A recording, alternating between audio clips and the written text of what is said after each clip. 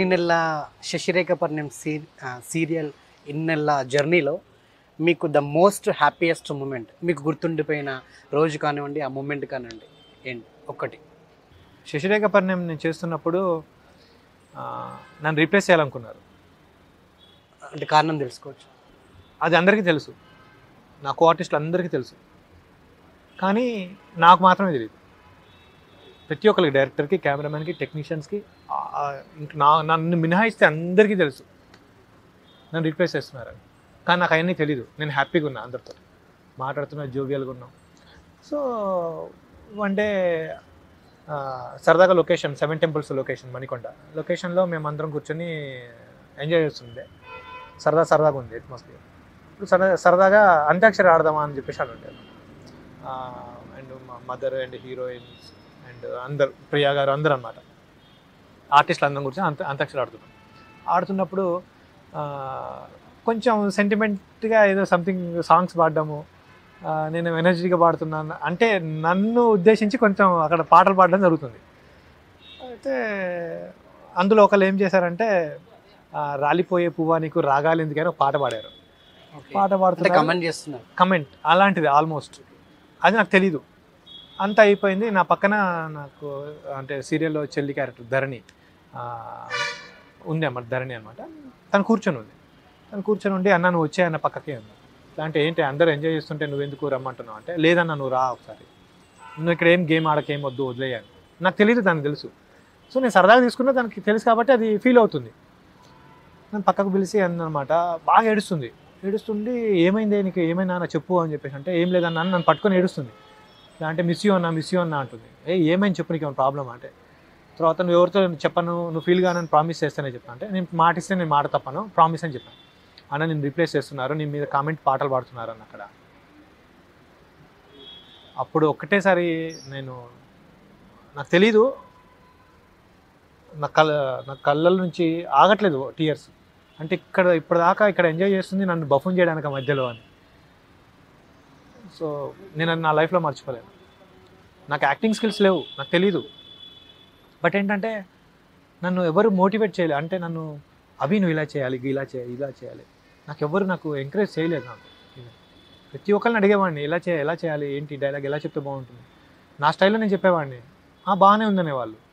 So నాకు అర్థమయ్యేది కాదు, నేను చాలా స్ట్రగుల్ అవుతుండేవాడిని. మళ్ళీ నేను బయటకు వచ్చేస్తే నన్ను అందరూ చీ అంటారు, నేను ఓడిపోతే ఈసారి కష్టం, చాలా బాధపడుతుండే. బాగా ఏడ్చేసారు. ఏడ్చి ఏం తెలియనట్టుగా మళ్ళీ బయటకు వచ్చి అందరితో ఫ్రీగా ఉన్నా. నెక్స్ట్ డే షూట్లో నా ప్లేస్లో వేరే ఒక ఆర్టిస్ట్ వచ్చారు, కింద ఆడిషన్ నడుస్తుంది, అంతా అయిపోతుంది. నేను అనుకున్నాను ఈరోజే నా లాస్ట్, ఇక రేపటి నుంచి నేను ఎవరికి నేను కలవను, క్యారెక్టర్ రీప్లేస్ అయిపోతుంది అని నాకు ఇన్ఫర్మేషన్ వచ్చేసింది. నేను ఫిక్స్ అయిపోయా, గెలుపో ఓటమా ఇక్కడే తేల్చేసుకుందాం, వద్దు, నా లైఫ్ ఇంకా వేరే ఏమైనా ఉంటే దేవుడు ఏదైనా ఇస్తాడు, ఫిక్స్ అయిపోయా. బట్ ఇలాంటి టైంలో షాకింగ్ అన్నమాట. మా డైరెక్టర్ సార్ వేణుగోపాల్ కవర్ తప్పు, ఆయన అప్పుడే ఎంటర్ అయ్యాడు అనమాట. ఎంటర్ అయ్యి కూడా జస్ట్ అప్పటికి ఒక 10 days సంథింగ్, 1 week 10 days అవుతుంది. ఆయన కూడా కిందకి వెళ్ళాడు, ఆడిషన్ నడుస్తుంది. ఎందుకు రీప్లేస్ చేస్తున్నారు సార్ మీరు, అభి యాక్టింగ్ సరిగ్గా చేయట్లేదు అండ్ ఆయన లవ్ సీన్స్ చేయలేడు, ఇప్పుడు లవ్ ట్రాక్ స్టార్ట్ అవుతుంది, ఆయన వల్ల అవ్వదు, రీప్లేస్ చేయాలి అని ఛానల్ నుంచి అండ్ అంత టీం అంతా ఫిక్స్ అయిపోయారు.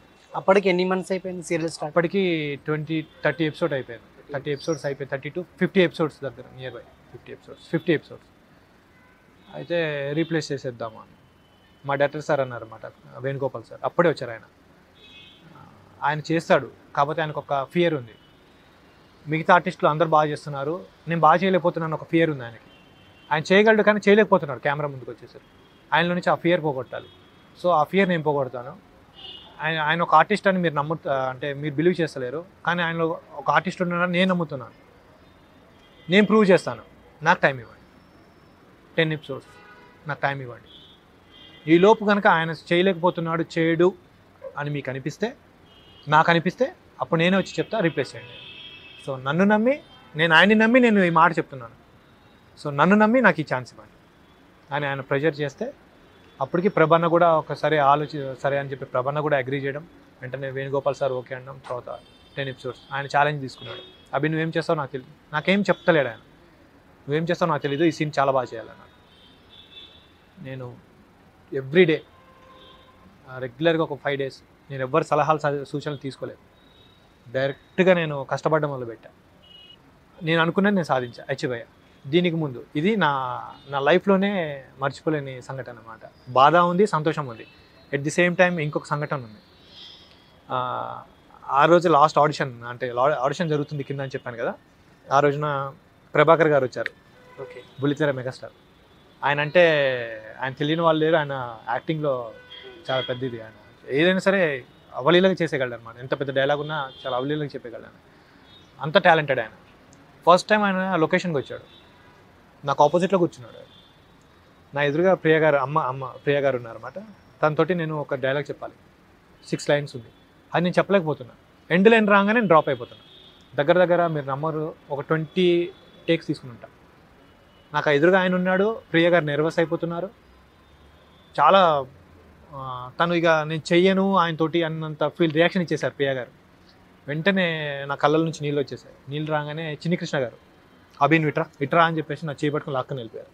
లాక్కుని వెళ్ళిపోతే నేను ఏడ్చేస్తుంటే నన్ను ఇలా పట్టుకున్నారు. చిన్ని కృష్ణ గారు ఇలా పట్టుకున్నారు. చిన్ని కృష్ణ గారు, ఠాగూర్ సురేష్ గారు and Akash, my best friend. వీళ్ళందరూ నాకు చాలా ఇష్టమైన వాళ్ళు. నన్ను ధైర్యం చెప్పిన వాళ్ళు.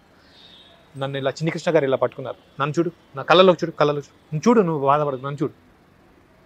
నువ్వు కెమెరా ముందుకు వచ్చాక నీ ఎదురుగా ఎవ్వరు లేరు, ఈవెన్ కెమెరా కూడా కనబడకూడదు, ఓకేనా? నువ్వు ఎందుకు కన్ఫ్యూజ్ అవుతున్నావు చెప్పు. ఈ డైలాగ్ ఇక్కడ పాస్ తీసుకో, ఇక్కడ తీసుకో, ఒకసారి డైలాగ్ చెప్పు.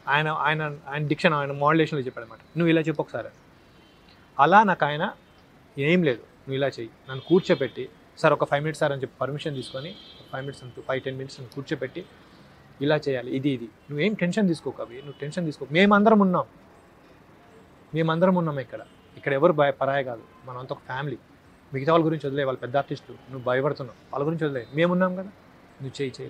నాకు బాగా ధైర్యాన్ని, నాకు మోటివేట్ చేసి నాలో ధైర్యాన్ని నింపిన ఒక వ్యక్తి ఎవరైనా ఉన్నారు అంటే, నేను మొదటి అడుగు ఒక స్టెప్ పైకేసాను అంటే ఆయన వల్లనే, చిన్ని కృష్ణ గారి వల్లనే.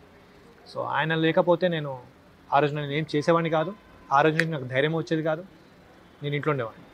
సో నా మొదటి ధైర్యం ఆయన, నా సెకండ్ వేణుగోపాల్ సార్ మా డైరెక్టర్. సో ఈ రెండు నా లైఫ్లో మర్చిపోలేని సంఘటన.